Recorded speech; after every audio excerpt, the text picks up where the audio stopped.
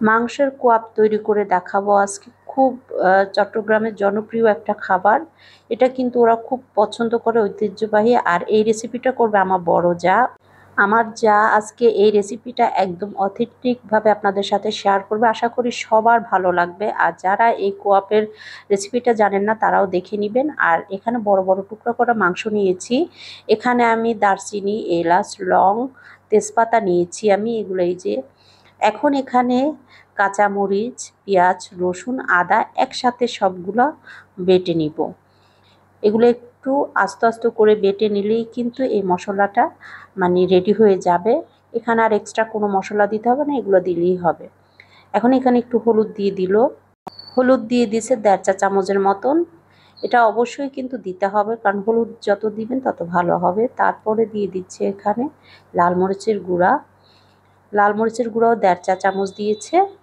আর এখানে দিয়ে দিচ্ছে টালা জিরার গুঁড়া আর টালা ধনিয়ার গুঁড়া একসাথে মিক্স করে ওইটাই দিয়ে দিলাম। দিয়ে দিচ্ছে লবণ স্বাদ মতন, কারণ এই মাংসের মধ্যে যতটুকু লবণ লাগে ঠিক ততটুকু দিবেন। খোয়াবের রেসিপি কিন্তু আমি আরও আগে কিন্তু শেয়ার করেছি। দিয়ে দিল একটু সয়াবিন তেল। এটা দিয়ে একদম হাতে ভালো করে কষলি কষলি কিন্তু এটা মেখে নিচ্ছে। আমি জানি যারা চট্টগ্রামে তারা এভাবে বানায় কিনা জানি না, কিন্তু আমার যা এভাবে করে বানায় ওটাই আপনাদের সাথে শেয়ার করতেছি, যেহেতু আমি আরও আগে কোয়াবের রেসিপিগুলা মানে শেয়ার করেছি। এটা মেখে নেওয়ার পরে ওই যে মশলাগুলা যেটা আদা রসুন পেঁয়াজ সব মিক্স করে ওইটার দিয়ে দিছে এখানে। দিয়ে এখন ভালো করে কিন্তু এটা আবার একটু মেখে নিবে বা এভাবে একটু রেখে দিবে।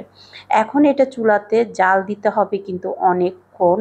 আর এখানে পানি দিয়ে দিল প্রায় 2 কাপের মতন। আর মাংসর থেকে কিন্তু পানি অনেক বের হবে।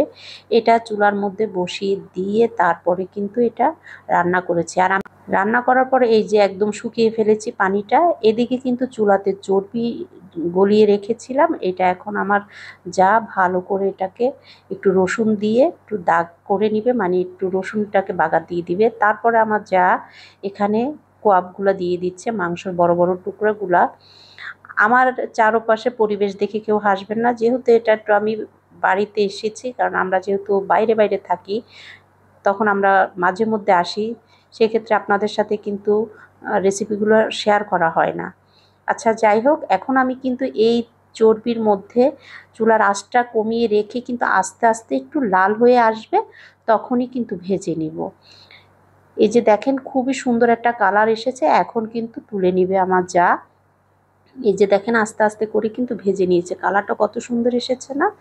এভাবে করে কিন্তু ঠান্ডা করে আপনারা যে কোনো এয়ারটাইট বক্সে করে ডিপ ফ্রিজে রেখে দিতে পারেন।